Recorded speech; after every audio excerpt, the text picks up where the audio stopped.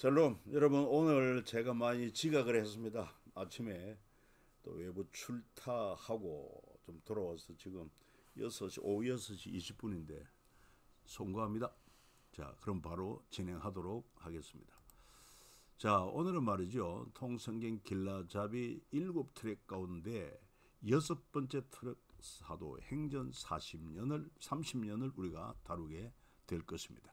이 사도행전 30년은 사도행전 중심으로, 중요한 것은 예수님의 성천 이후로부터 제수 바울이 로마에 가기까지, 그 가운데 유대인들에 의한 사내들인 공회와 다르게 예수님의 제자들과 장로들에 의해서 세워진 예루살렘 공회가 만들어졌다는 걸 기억하시면 좋겠습니다. 그리고 6트랙 사도행전 30년의 내용은 복음 1세대, 즉 사도들이죠. 유대인의 박해 속에서 전한 하나님 나라의 얘기다, 이렇게 볼 수 있습니다. 사도행전 30년은 대제사장들과 사도들의 대립 속에서도 하나님 나라가 땅끝까지 전파되는 분위기다 하는 것을 기억하면 좋겠습니다. 조금 설명을 드리면, 신약시대 로마 제국의 속국이었음에도 불구하고 유대 예루살렘 대제사장 세리, 곧 사내들인 공회 세력은 로마 황제나 로마 총독, 그리고 심지어 분봉왕 헤롯까지도 무시할 수 없는 존재였고 세력이었습니다. 그런 그들이 나서서 로마를 이용해 예수님을 십자가에 못 박혀 죽게 하고, 그런데 얼마간의 시간이 흐른 뒤 예수님의 제자들이 사도가 되어 오히려 전보다 더 열심히 하나님 나라를 전하기 시작한 것입니다. 그것은 부활의 확신과 더불어서 성령의 권능을 힘입었기 때문에 가능했던 것을 알 수 있어요.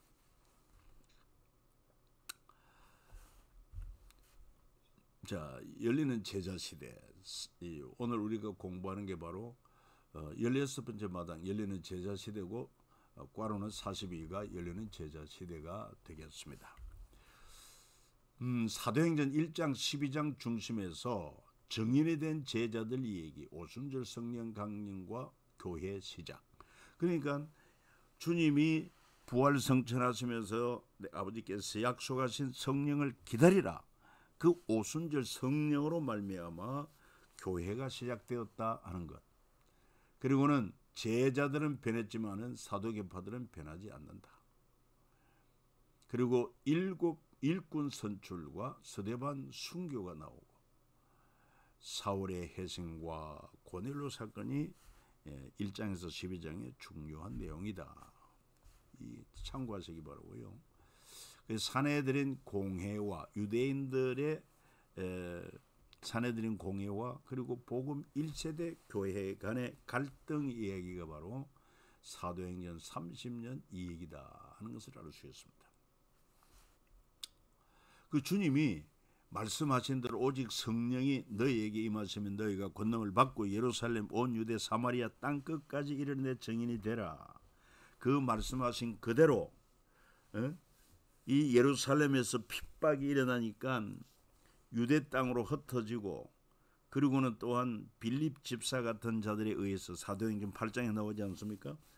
그리고 사마리아 땅으로 복음이 들어가고, 그 다음에 이제 하나님께서 택한 바울을 통해서 복음이 더 열방으로 확장되는 그런 내용들을 소개하고 있습니다.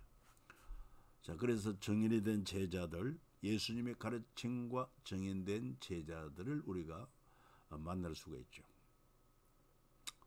예수님은 당시 참 변두리 인물이라고 부를 수 있는 그런 세리, 그 다음에 어부, 이런 자들을 불러서 3년간 가르치고, 또한 그들에게 모범을 보이시며, 또 끝으로 위로부터 성령의 권능을 부어주심으로 정인이 된 제자들이 되었습니다.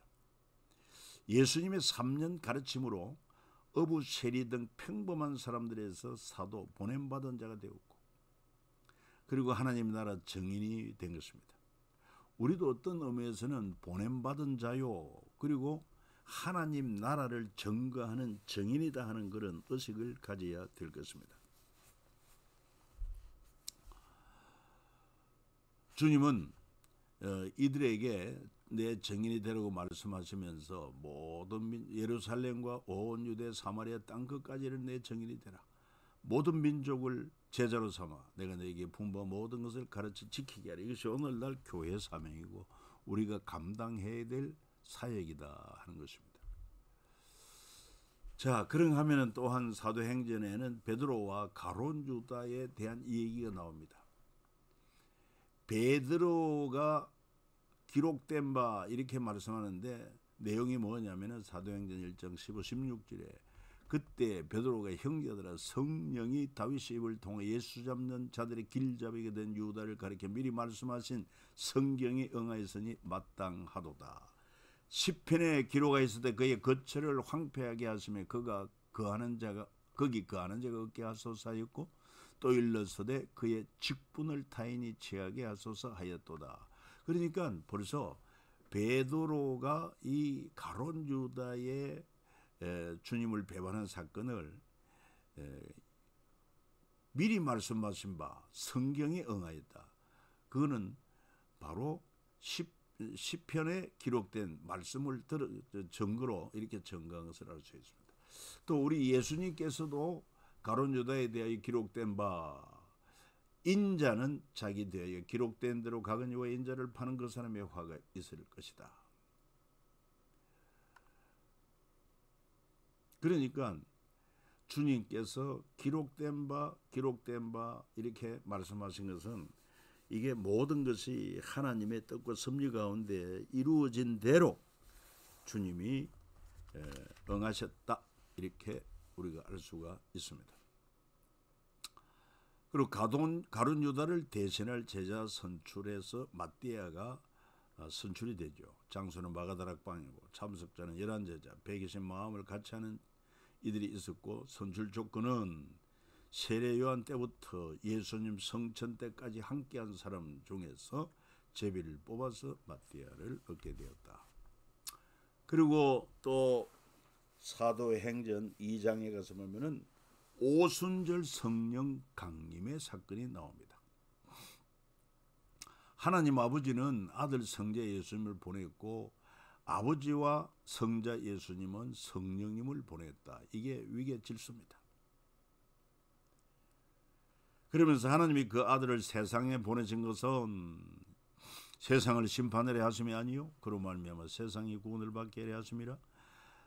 그리고 예수님 말씀하시길 내가 떠나가지 아니하면 보혜사가 너에게 오시지 아니할 것이요 가면 내가 그를 너에게 보내리라 말씀하고 있습니다. 그러면서도 성부, 성자, 성령 삼위 하나님은 한 분 하나님이다. 한 분이라고 해서 일체 한 몸이라기보다는 권세와 권능과 영광이 동등하고 뜻이 동일한 삼위의 하나님, 쓰리퍼슨 삼위라고 영어로는 쓰리퍼슨이라고 표현하고 있습니다. 그리고 성령에 대하여 가르치신 예수님,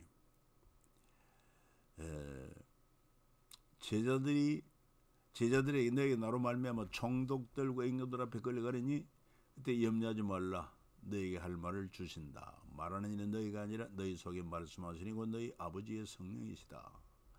보혜사 곧 아버지께서 내 이름으로 보내실 성령 그가 너희에게 모든 것을 가르치고 모든 것을 생각나게 하리라. 그리고 또 진리의 성령이 오시면 그가 너희를 모든 진리 가운데 인도하시리니 그래서 아버지께서 약속하신 것을 기다리라. 너희는 맨날에 못되어 성령으로 세례를 받으리라. 이렇게 성령에 대하여 말씀을 하십니다. 그리고 성령의 인격성에 있어서 인격이라고 할 때 지정의 이 세 가지 요소를 가져야 인격체라고 하지 않습니까? 성령의 인격성 지성적이면은 성령은 모든 것 곧 하나님의 깊은 것까지도 통달하신다. 이게 지적인 면 아닙니까? 그 다음에 성령의 감성적인 면은 오직 성령이 말할 수 없는 탄식으로 정적이죠. 감성적인 면. 그리고 성령의 의지적인 면은 성령이 아세에서 말씀을 전하지 못하게 하시거늘 의지적인 그런 성령 하나님의 인격성을 알 수가 있습니다. 그러니까 지정의가 없으면은 인격체라고 할 수가 없지요. 그래서 오늘날 그 인공지능 로봇이 이제 만들어지고 또 AI 시대가 됐는데, 과연 인공지능 로봇에게 인격성이 있느냐? 지성적이면, 지적인 면은 뭐 대단하죠. 감성적인 면이 있느냐? 어떤 일이 있다고도 말합니다. 그러나 하나님이 주시는 그런 영성이나 이건 가질 수가 없죠. 의지적인 면도 역시 프로그램 따라 움직이기 때문에 완전한 인격체라고는 볼 수가 없다는 것도 우리가 알아야 되겠습니다.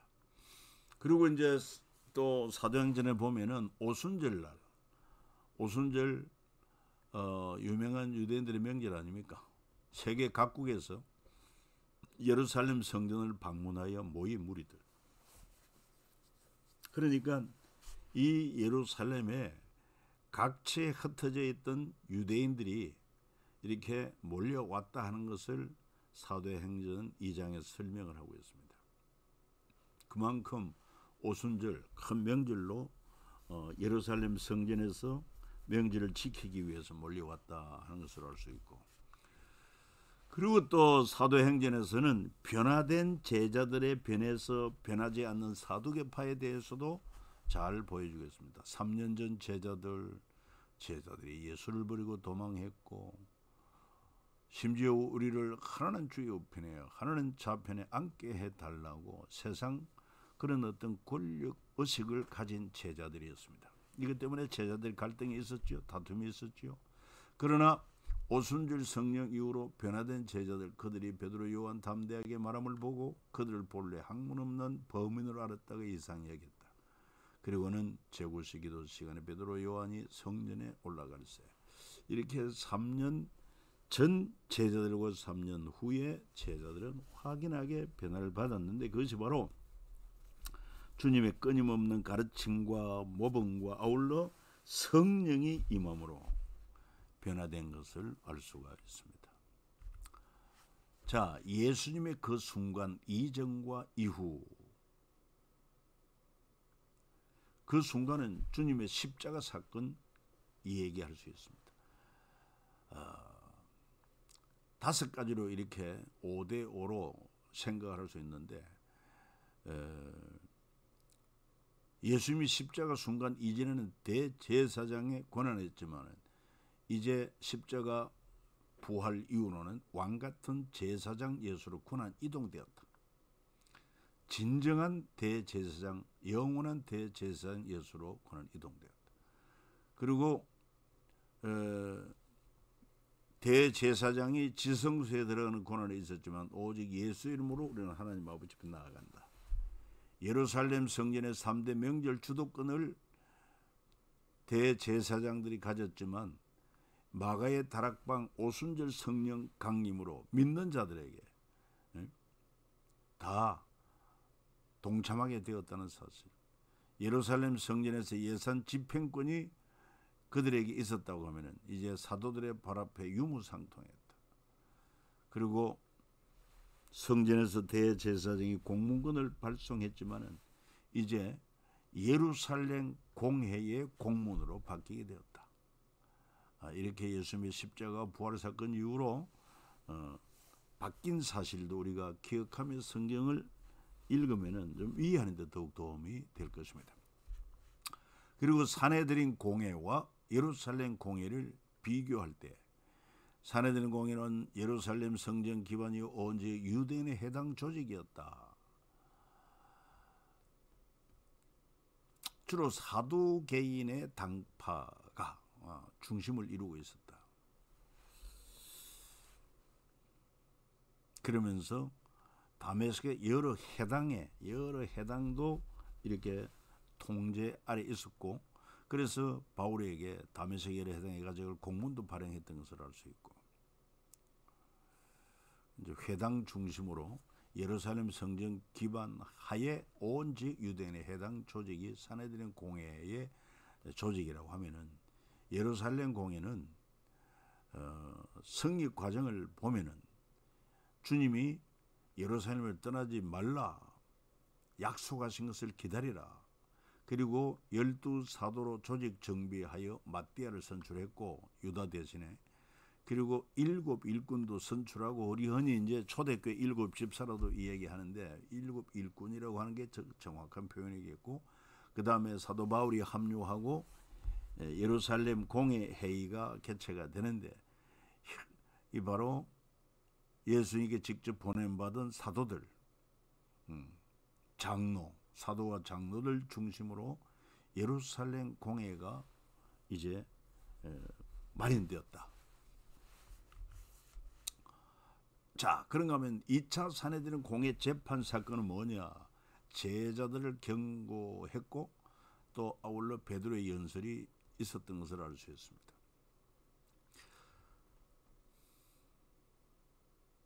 그래서 이 사도행전 30년 그 가운데는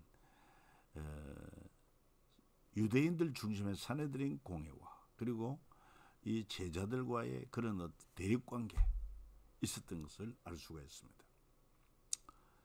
한번 내용을 잠시 읽어보면은, 사도들이 백성에게 말할 때 제사장들, 성전 맡은 자와 사두개인들이 이르되 예수 안에 죽은 자의 부활이 있다고 백성을 가르치고 전함을 시려하여 그들을 잡음에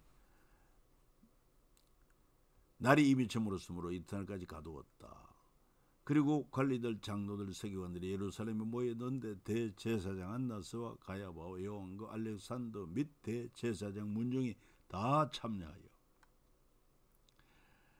그래서 서로 이제 토론도 하고 또 베드로가 연설도 하죠. 유명한 말은 뭐냐면은, 너희와 모든 이스라엘 백성은 알아라. 너희가 십자가에 못 박고 하나님이 죽은 자 가운데 살리신 나사렛 예수 그리스도의 이름으로 이 사람이 건강하게 된 너희 앞에 섰느니라. 다른 이로서는 구원을 받을 수 없나니 천하 사람 중에 구원을 받을 만한 다른 이름을 우리에게 주신 일이 없음이라 말하고 있습니다. 자, 그리고 3차 산헤드린 공회 재판에서는 또 제자들을 처벌합니다. 그때 가말리엘의 설득으로 제자들이 풀려나는 것을 알 수 있죠. 이처럼 제자들이 성령에 충만하여 복음을 전가하고 또한 역사를 일으킬 때 대제사장과 함께 있는 사람, 즉 사두개인의 당파가 다 마음에 시기가 가득하여 사도들을 잡아다 옥에 가두었더니, 그때 또한 역사가 일어나지 않습니까? 주의 사자가 밤에 옥문을 열 꺼내내 이르되 가서 성전에 서서 이 생명의 말씀을 다 백성에게 말하라 하며, 그들이 듣고 새벽에 성전에 들어가 가르치더니 대제사장과 그와 함께 있는 사람들이 와서 공회와 이스라엘 족속의 원로들을 다 모으고 사람을 옥에 보내어 사도들을 잡아오라 하니, 그래서 이런 유대인들 중심의 산헤드린 공회와 더불어서 예수님의 제자들과의 그런 어떤 갈등, 산헤드린 공회 재판, 이런 것이 연속적으로 열리고 했던 것을 알 수 있습니다. 그런 가운데서 7 일꾼 선출을 하고 스데반 순교를 당합니다. 7 일꾼의 선출 배경은 먼저 예루살렘 교회의 특성, 믿는 사람이 다 함께 모든 물건을 서로 통용하고 재산과 소유를 맡아 각 사람의 필요를 따라 나눠주고 날마다 마음을 같이하여 성전에 모이기를 힘쓰고 집에서 떡을 떼며 기쁨과 순전한 마음으로 음식물을 먹고 하나님을 찬미하며 온 백성에게 칭송을 받으니 주께서 구원받는 사람을 날마다 더하게 하시니라. 그러므로 그 중에 가난한 사람이 없으니 이는 받고 집 있는 자는 팔아 그 판 것의 값을 가져다가 사도들의 발 앞에 두매 그들이 각 사람의 필요를 따라 나누어 줌이라. 초대교회의 유무상통 그런 모습을 보게 됩니다. 그러면서 또한 내부 위기가 있었는데 그게 바로 뭐냐면 불평등에 대한 불만이 도출됩니다. 그때 제자가 더 많아졌는데 헬라파 유대인들이 자기의 가부들이 매일의 구제에 빠짐으로 히브리파 사람을 원망한다. 그리고 교회 안에 이런 문제가 이제 노출이 된 거죠. 그때 사도들이 모여서 의논하기로 우리가 하나님의 말씀을 제쳐놓고 공궤 즉 접대를 일삼는 것이 마땅치 아니하다. 이렇게 하면서 해결 방안으로 우리 중에 성령과 지혜가 충만하여 칭찬받는 사람 7을 택하라. 우리가 이 일을 그들에게 맡기고 우리는 오로지 기도하는 일과 말씀사에게 힘쓰리라.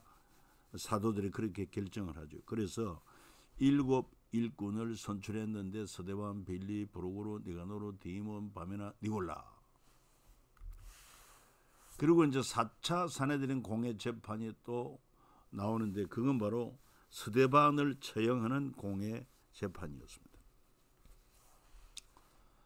자, 이 사내들인 공회 수차례 경고에도 계속 예수 이름을 전하며 초기 교회 조직이 튼튼해지자 스데반을 잡아들여 처형을 하게 됩니다.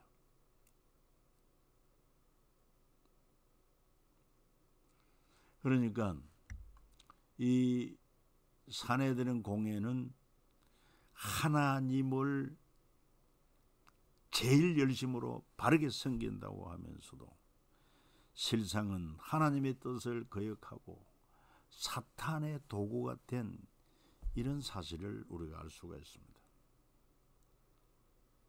그리고 오늘날도 우리가 정말 교회 생활을 하면서 정말 나는 열심으로 주님을 위하여 교회를 위한다고 하면서 서로 당을 짓고 싸운다면 그거는 성령의 역사가 아닌 분쟁을 일으키는 사탄의 역사다 하는 것도 우리가 알아야 될 것입니다.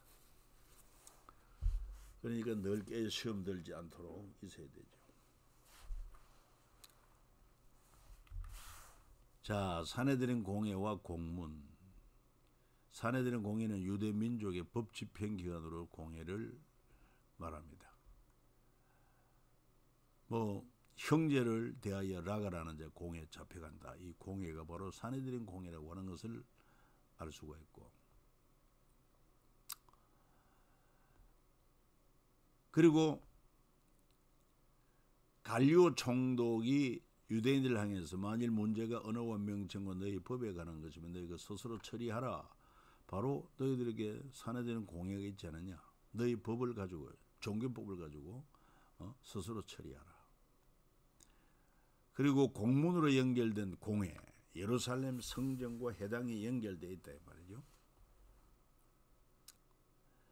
그거는 뭐 우리가 단적으로 이 사울이 대제사장에게 가서 다메섹 여러 해당에 가져갈 공문을 청하니, 그러니까 이 사내들인 공회에서 각 지역에 있는 해당들에게 이 사내들인 공회에서 발행한 공문이 권위가 있었다는 거예요. 공적인 인정이 된다는 사실을 알 수 있습니다. 그래서 예루살렘에서 이런 일을 향하여 대제사장들이 고난받아 가지고 많은 성도를 오게 거두며 또 죽일 때에 내가 찬성 투표를 했다. 바울의 고백이고 나중에 간증이 된 것이죠. 그런가 하면 또 사내들인 공회가 있고 예루살렘 성전 중심으로, 그런가 하면 각 지역의 회당, 시나고구라고 하는데 이 회당에 대한 이야기도 많이 나오지 않습니까? 회당은 디아스포라 흩어진 유대인들이 곳곳에 퍼짐으로 각 지역의 회당의 수는 더욱 늘어났다. 주후 70년경 예루살렘에만 460개에서 480개 가량의 회당이 존재했다고 한다.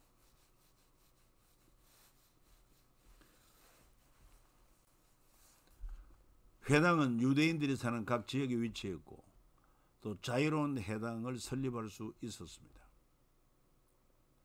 그리고 예루살렘 성전의 회당 통제, 이 회당을 세울 수 있도록 허락도 아마 이 예루살렘 성전에서 결정이 된다고 볼 수 있죠. 그리고 회당에서 율법을 가르치고 강론하는 것, 또 회당장 등 권세 있는 자들에 의해 조직 활동이 있었다. 회당의 높은 자리에 앉는 것을 주님은 비판했던 것을 알 수가 있습니다. 이 회당이 뭐냐 하는 것을 우리가 이해를 하면 되겠죠.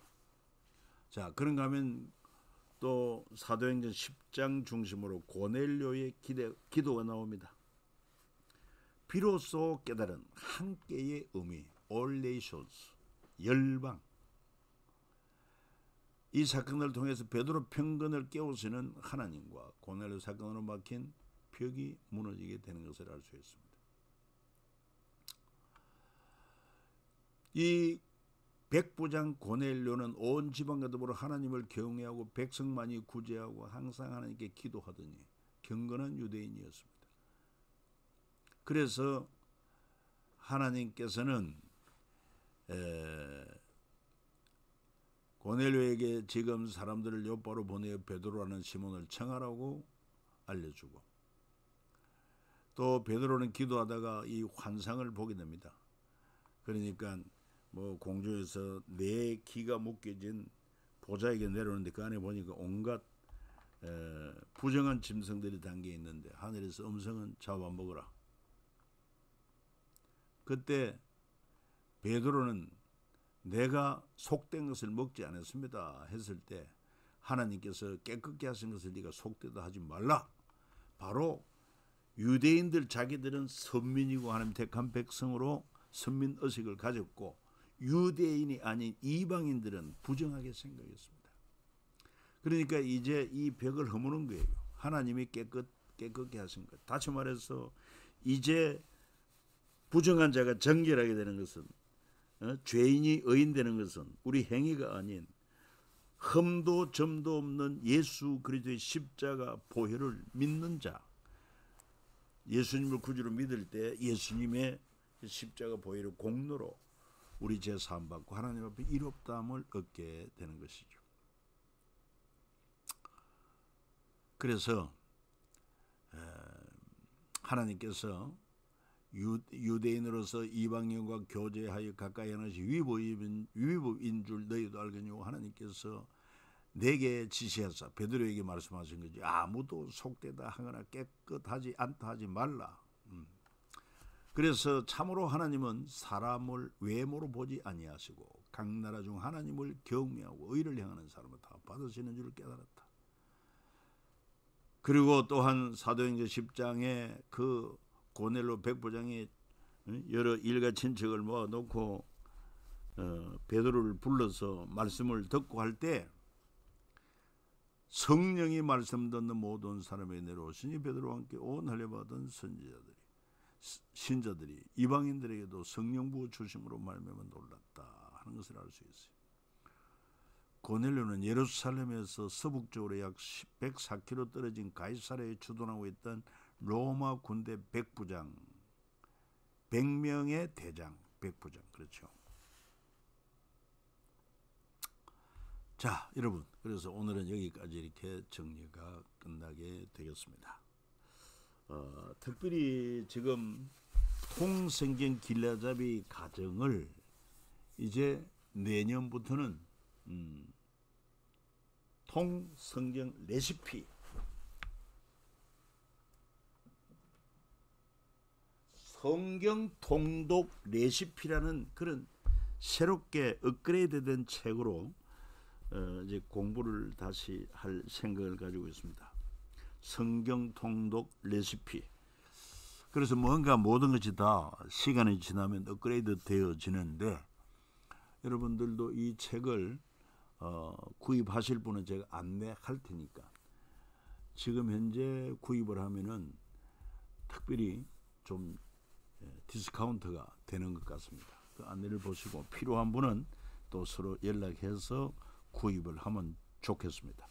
아울러 이제 우리가 1년 과정으로 통성경 길라잡이 진행을 하고 있는데 26년도에도 지속적으로 하되 성경 통독 레시피라는 책을 가지고 진행하도록 그렇게 한번 해보겠습니다. 여러분 수고했습니다. 감사합니다.